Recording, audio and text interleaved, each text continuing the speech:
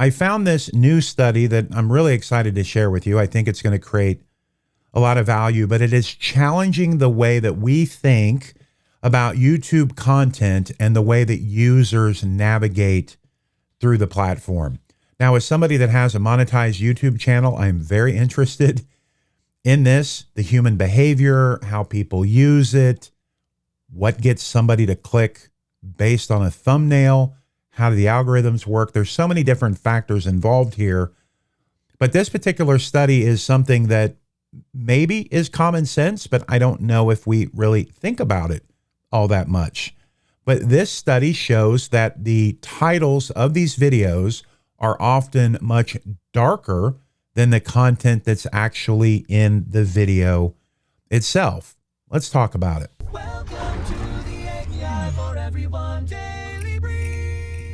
Dr. Nitin Agarwal at the University of Arkansas at Little Rock led a research project focused on YouTube content. This study, this paper, actually won an award at the 2025 International Conference on AI-based Media Innovation. So a valid study, something we absolutely want to take a closer look at. So the research analyzed more than 9,000 videos that covered the South China Sea dispute. If you're not familiar, that's fine. Just think of it as a political charged issue that people absolutely have very strong opinions about. So multiple countries arguing over who has the rights within this ocean for shipping, for oil and gas rights, fishing areas, all those type of things. So you can imagine pretty heated stuff. So they analyzed 9,000 videos here. They used all the models at the time that were top of the line: GPT-4, Whisper, M2M100, Roberta, Detoxify, and they studied titles, transcripts, and narrative summaries. So a lot of data that they pulled in. And the key finding actually was much more clear than what I believe they expected by reading this, is the titles often looked emotional, confrontational, but the actual videos themselves were far more balanced, positive, and less angry than what the title led on. And this was, I think, this is the part I think was shocking or eye-opening, is Toxicity dropped the deeper viewers got into YouTube's recommended path.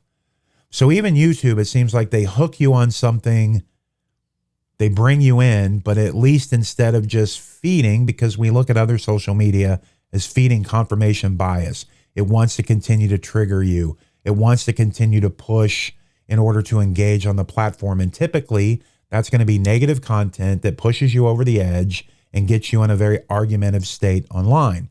Well, this study is showing YouTube is not doing that. It's actually getting you better information the deeper you go down the path after you are hooked. Why it matters. Well, the other studies that I found really only focus on the title itself and then the engagement from the video. This research went deeper and actually pulled the transcripts and looked at what the creators were truly saying. Now, the reason why the other studies really aren't very accurate is we know a lot of people leave comments without clicking through and watching a video or clicking through and reading the content that's in there. They will literally leave comments just based on the clickbait title that's sitting there. So it's all about getting engagement at that point. And again, this research went much deeper to look at what the actual content said and how did it use tone and emotion and what was the shift or the difference between the content itself and the title. And this does matter because, like I alluded to here, titles can mislead or be truly just designed to trigger a negative emotional response. And I think what this study showed that shocked me, and this was not common sense, is that YouTube's recommendation system may actually guide viewers towards a calmer and more constructive viewing experience with the content, even if the titles are polarizing on the surface. because we know a lot of the other social platforms don't do that. The minute that they hook you in some kind of an emotional trap, it just feeds that. And I think that's why we're seeing a lot of mental illness around the country with people who are just obsessed with politics or a certain topic, or they're always polarized or triggered no matter what happens. But when their social media is feeding that, and that's all they're consuming, you know, prime example is, look, I want to keep up with the news like everybody else, but I'm also trying to keep my algorithms trained in a way that feeds me the information that I want, or that doesn't drown me in a sea of negativity. But the minute that I go on some of these platforms and I start looking for what's the president doing, or how is this thing going with the government shutdown, or what's Elon Musk up to today, then all of a sudden, in the blink of an eye, my entire feed changes, and it is a sea of negativity, conspiracy theories, hateful content, and that's just terrible. YouTube, according to this study, is bucking that trend, and I think that's pretty amazing. And I can tell you my viewing experience, because I watch a lot of YouTube on television. I've pretty much disconnected from all the streaming services and everything that's out there. And I don't really watch a lot of television unless I'm learning something, or maybe I'm watching gear reviews or something like that that entertains me. And I find that on YouTube. So I have the YouTube app on my Amazon, and I typically watch that more than I watch anything else. And I've noticed my algorithms are very healthy. I have photo and video gear reviews. I have biblical content. I have a lot of AI content, as you can imagine, and very little of the polarizing, toxic, divisive stuff really gets through. So in my experience, this does fit. So what are some lessons for leaders that we can take from this, some real life application? Well, number one, don't judge content by its title. Make sure that you click through, you read it, you at least summarize it in an AI platform, that you give it a chance. Because if you are a leader that is just reading those headlines, you are missing the true tone, the narrative, the actual intention behind what that piece of content says. It also signals a little bit of a shift where we can't just make emotionally charged content all the time. That might work for some organizations, TMZ, things like that. But for the rest of us that are building legitimate businesses built on trust, our content needs to be steady. It needs to be clear. It needs to be consistent, and it needs to have a positive overall narrative for people. So your titles can attract, but your content absolutely needs substance behind it.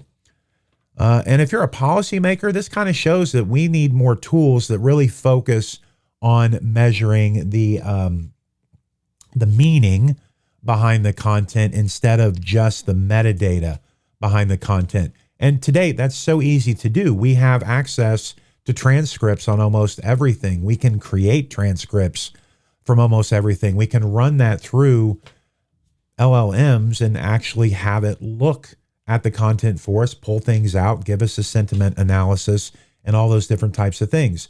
Now, I know this is adding extra steps and all of that, but again, I don't look at AI as this massive shortcut.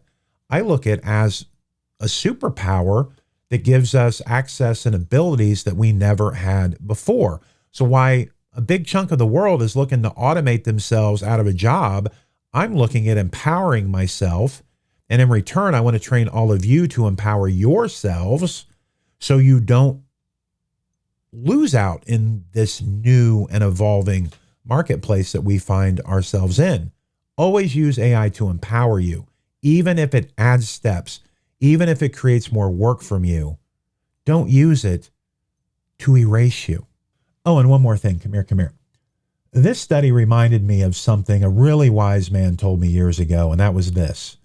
The loudest person in the room is seldom the smartest, the most trustworthy, or even the person that you want to follow at all.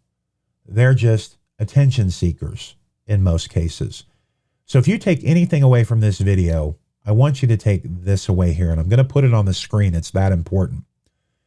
Headlines grab attention, but narratives build trust. Let me say that again.